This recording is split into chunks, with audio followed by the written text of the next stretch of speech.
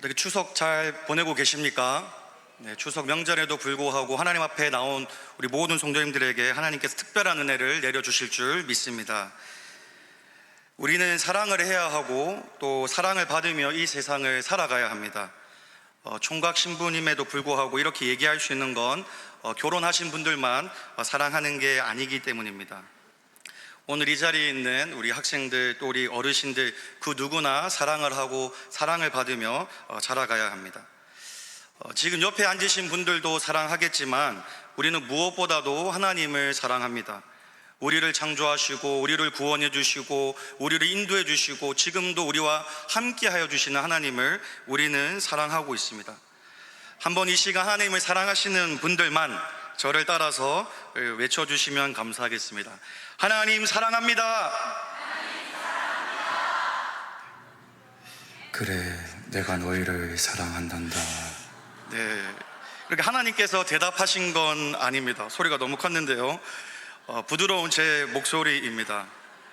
아쉽지만 하나님은 우리가 이렇게 사랑한다라고 고백을 했는데 이 응답이 들리질 않습니다.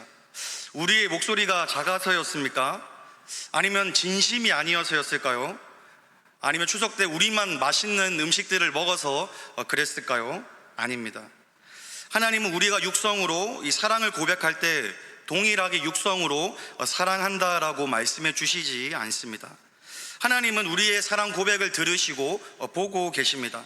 하지만 다른 방식으로 우리들을 사랑하십니다. 그러나 생각보다 우리가 하나님의 사랑을 이 세상에서 사랑하는 방식으로 이해하려고 합니다. 내가 연락하면, 내가 말하면 받아야 하고, 내가 잘해주면 상대방도 나한테 잘해주며 사랑해줘야 돼. 이러한 방식으로 하나님의 사랑을 오해하기도 합니다. 또 아침에 일어났는데 뭔가 몸이 좋지 않고 컨디션이 좋지 않으면은 뭔가 하나님께서 나를 사랑하시지 않는 건가? 이렇게 그런 기분을 느끼는 분들이 계실 수가 있습니다. 또 나의 상황이 나아지지 않고 어려워지고 건강이 회복되지 않고 힘든 일들이 계속되면은 우리는 종종 하나님의 사랑을 의심합니다. 또 우리 하나님, 또 저는 교회를 열심히 다니고 있습니다. 이 명절에도 이렇게 하나님 앞에 나와 말씀을 듣고 기도하고 있습니다. 구약 통독도 마쳤습니다. 또 요즘에 새벽에도 나와서 기도를 합니다. 이렇게 열심으로 믿음으로 살아갈 때에는 하나님 앞에 좀 당당합니다. 그래서 하나님의 사랑이 막 충만한 것처럼 우리는 느낍니다. 하지만 반대로 예배에 잘 나오지 못하고 말씀도 잘 읽지 못하고 불순종하며 살아가면은 하나님은 날 사랑하시지 않는다고 생각하는 분들이 있습니다. 이처럼 나의 상황, 나의 환경, 내 주변의 모습들을 통해서 하나님의 사랑을 판단하려고 합니다. 지금까지 하나님의 사랑을 어떻게 확인하며 살아왔든 잠시 그 모든 생각들을 내려놓으시길 바랍니다. 대신 바울을 통해서 성령께서 우리들에게 말씀하시는 그 하나님의 사랑이 무엇인지 듣고 깨달아서 확신 안에 거할 수 있기를 바랍니다. 하나님은 바울을 통해서 하나님께서 우리를 언제 사랑하시는지 어떻게 사랑하시는지 알려주기를 원하십니다. 우리 8절 말씀 우리 한번 함께 읽겠습니다. 시작. 우리가 아직 죄인 되었을 때에 그리스도께서 우리를 위하여 죽으심으로 하나님께서 우리에 대한 자기의 사랑을 확증하셨느니라. 아멘. 하나님께서 언제 우리를 사랑하셨습니까? 우리가 아직 죄인 되었을 때에 하나님은 우리를 사랑하십니다. 무슨 말입니까? 하나님의 눈에 우리가 아름답지 못하고 더럽고 추악하고 부족하고 흠 많은 죄인의 모습일 때에도 하나님은 우리를 사랑하신다는 말씀입니다. 보통 우리가 죄인 되었을 때에도 하나님은 우리를 사랑하신다고 잘 알고 있습니다. 그래서 저도 이전에 이 말씀을 보면서 은혜를 참 많이 받았습니다. 위로를 많이 받고 이 말씀을 외우며 마음에 새겼습니다. 이 말씀을 보면서 맞아, 하나님은 이러한 나 같은 죄인도 사랑해 주시지, 이러한 나를 버리지 아니하시고 참으시고 또 이렇게 부족하지만 흠이 많지만 참 포기하지 아니하시고 나를 사랑해 주시는 분이 바로 내가 믿는 하나님이야, 이렇게 믿고 여겼습니다.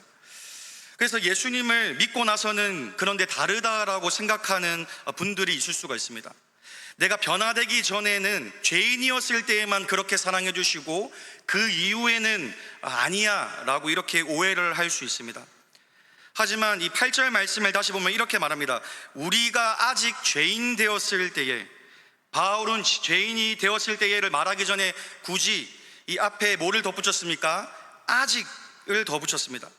이 아직이라는 단어는 여전히, 아직도, 계속해서라는 의미입니다. 그럼 다시 하나님께서 언제 우리를 사랑하시느냐 묻는다면은 이렇게 말할 수 있습니다. 우리가 계속해서 죄인이었을 때, 여전히 죄를 짓고 있을 때에도 하나님은 우리를 사랑하십니다.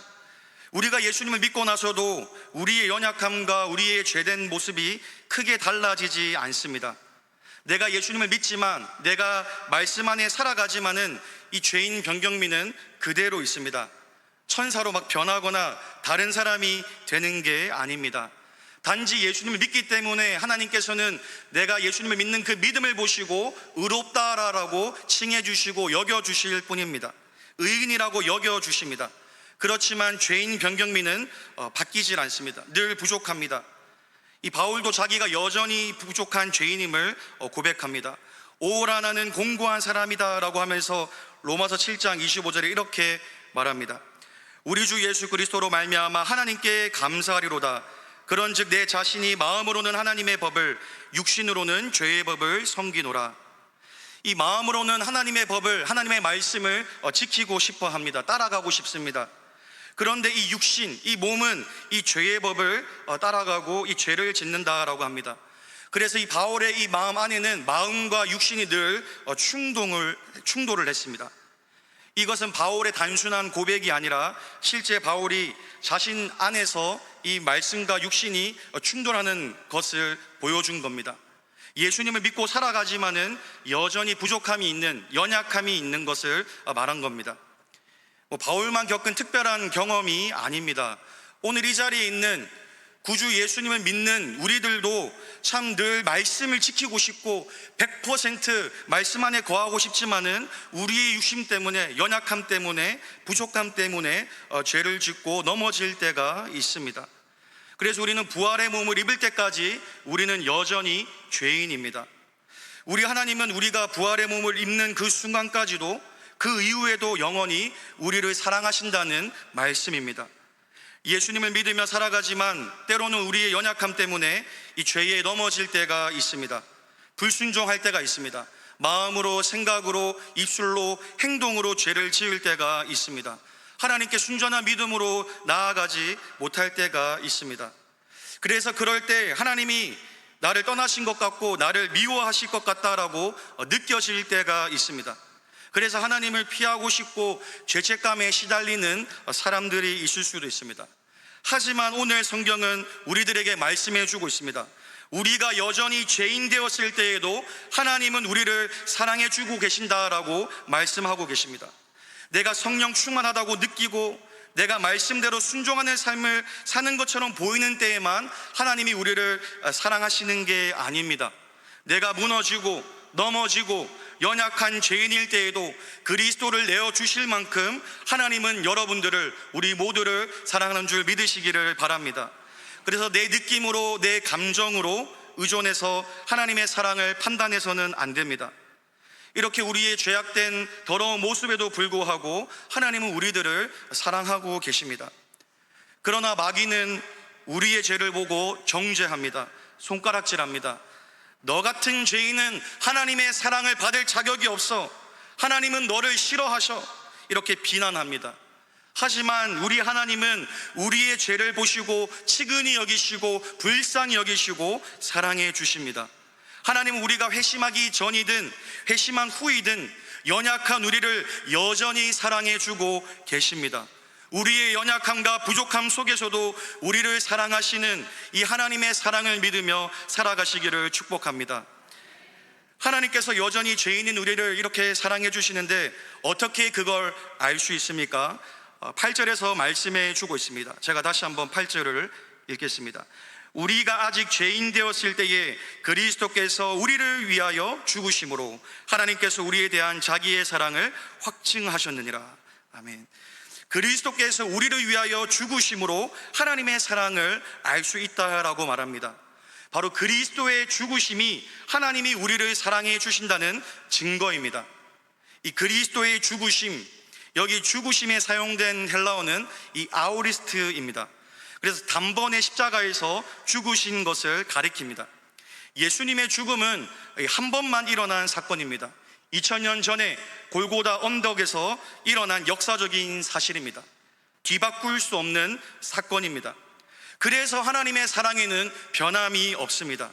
왜냐하면 예수님을 이미 이 세상에 보내주셨고 예수님께서 우리를 사랑하셔서 십자가에 달려 돌아가셨기 때문입니다. 이 은혜로운 말씀의 번역에 오류가 있습니다. 이 끝에 보면 하나님께서 우리에 대한 자기의 사랑을 확증하셨느니라 라고 하지만 사실 헬라어로 보면은 이 확증하셨느니라 과거가 아니라 확증하신다, 이 현재 시상을 사용하고 있습니다. 사실 영어 성경 ESV, NIV만 보아도 현재라는 걸 알 수 있습니다. 그래서 God shows His love, God demonstrates His own love, 이렇게 연습을 했는데 잘 안 됩니다. 모두 현재로 말합니다. 그래서 우리나라에 번역한 또 여러 성경들이 있지만은 아쉽게도 다 과거로 번역을 하고 있지만 이 헬라어에서도 원래의 성경에서는 현재 계속해서 확증하고 계신다라는 말씀입니다.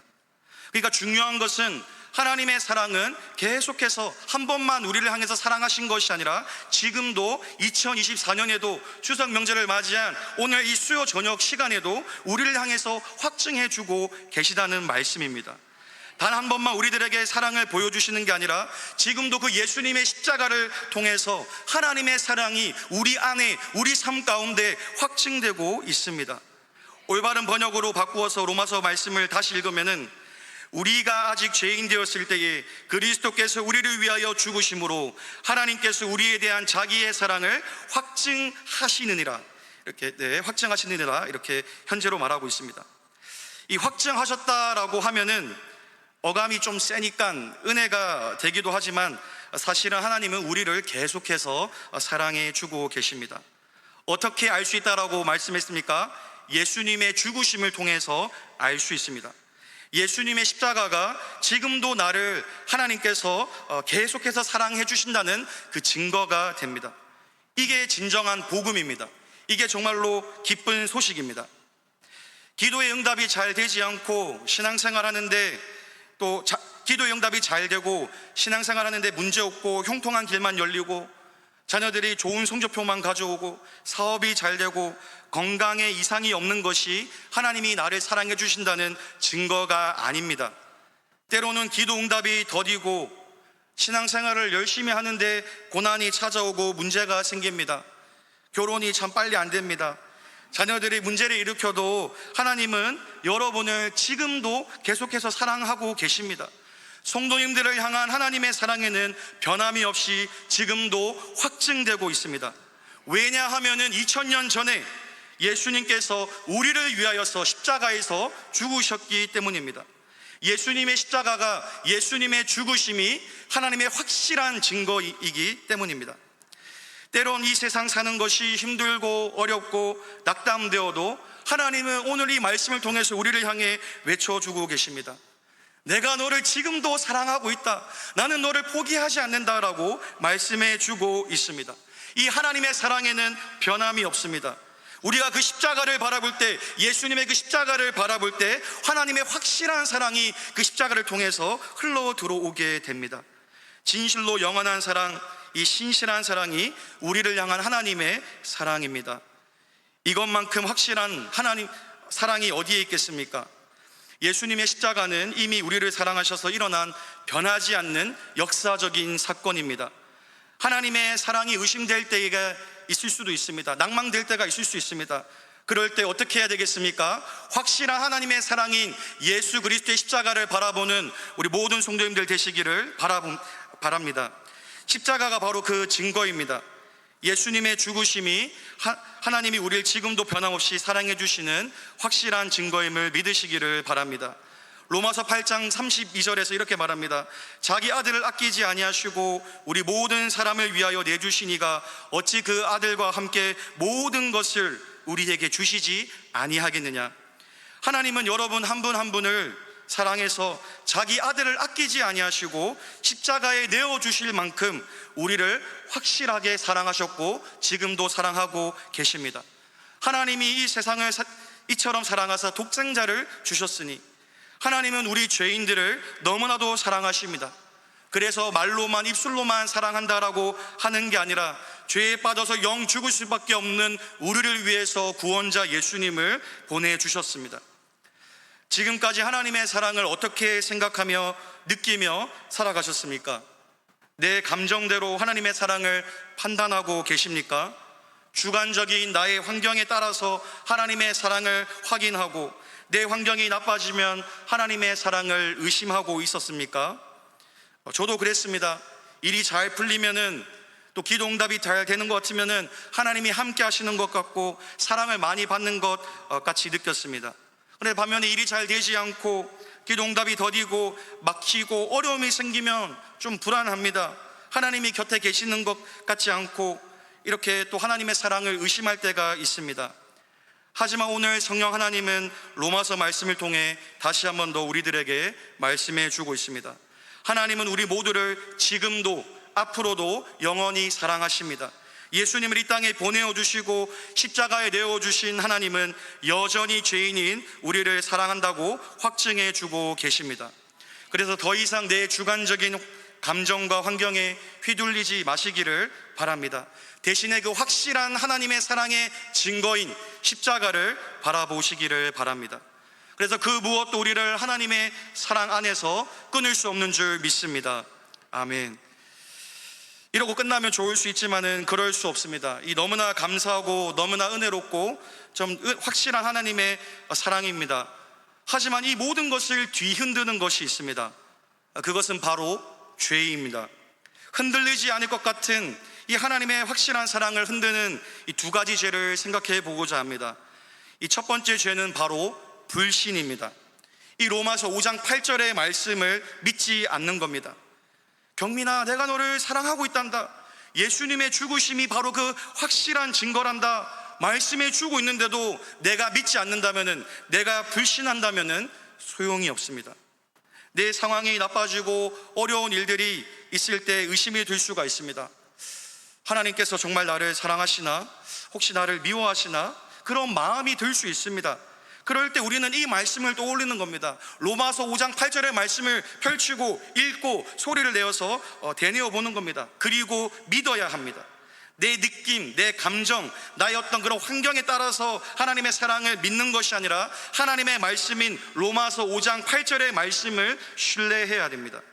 그래서 내 형편과 환경에 따라서 하나님의 사랑이 왔다 갔다 하는 게 아니라 십자가가 확실한 증거임을 믿는 믿음이 필요합니다.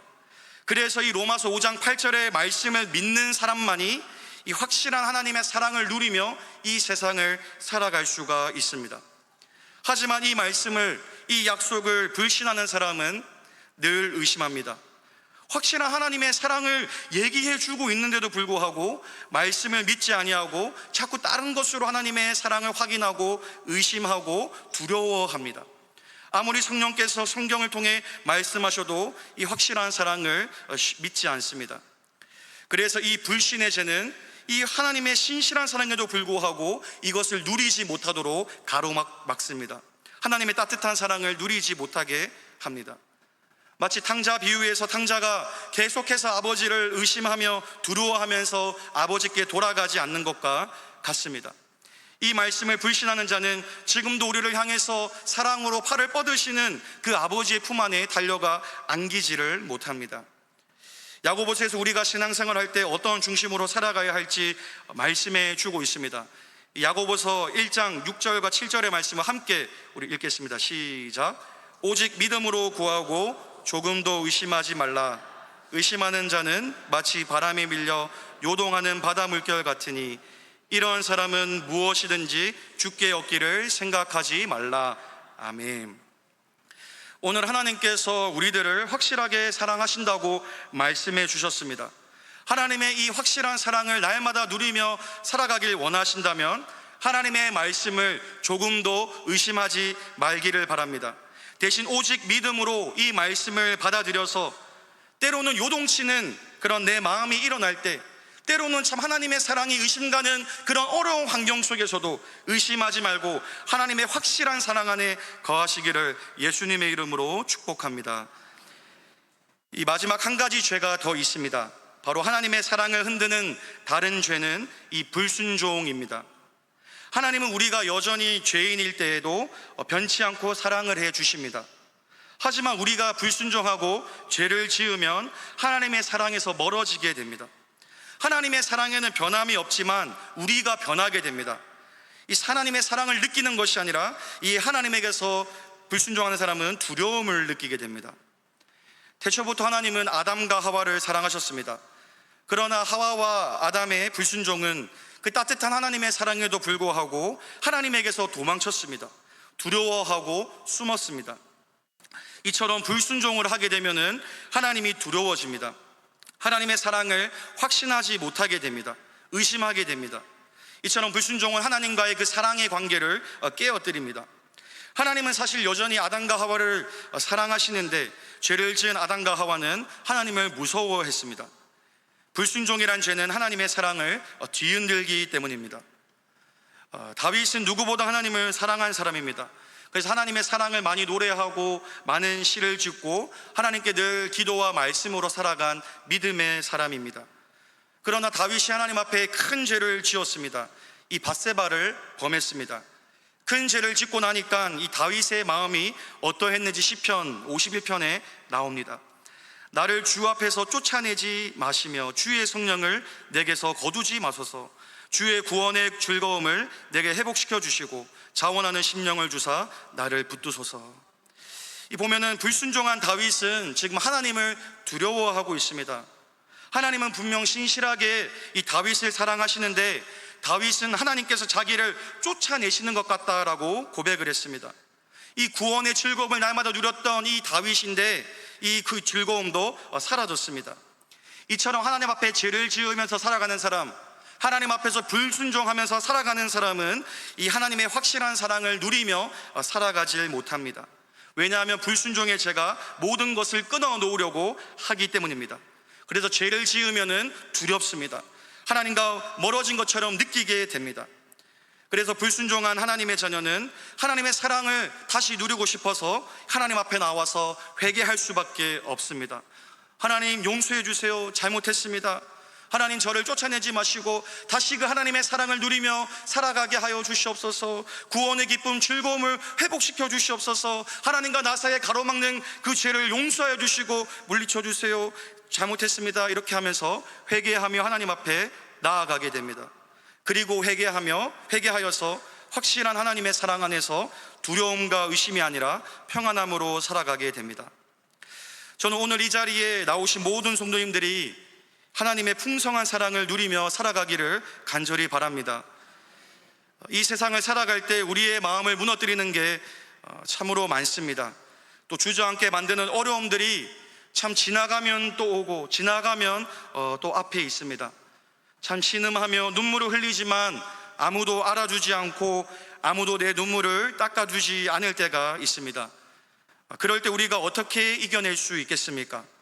참 마음이 깝깝하고 의지할 곳이 없어서 한숨만 나올 때 다른 것들은 위로가 되지 않습니다.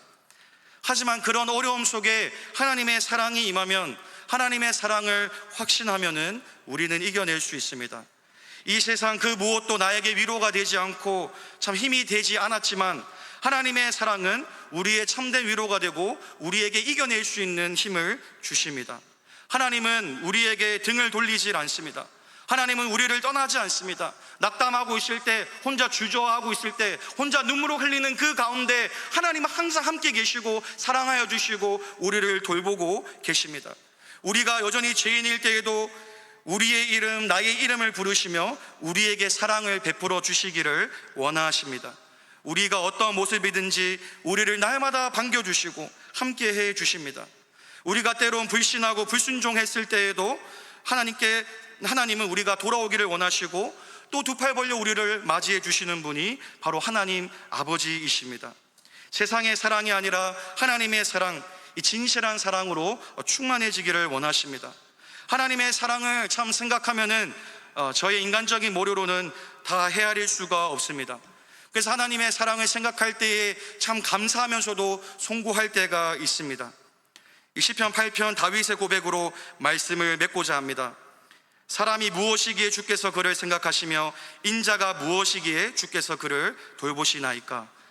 아무것도 아닌 것 같은 우리 인생을 하나님은 너무 귀하게 여기십니다. 그리고 우리를 사랑스럽게 바라보시고 우리를 사랑해 주십니다.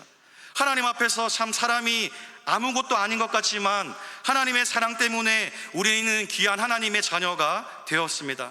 늘 우리를 사랑해 주시는 하나님의 사랑 안에서 무너졌어도 일어나시고 힘차게 믿음으로 살아가는 우리 모든 성도님들 되시기를 예수님의 이름으로 축복합니다.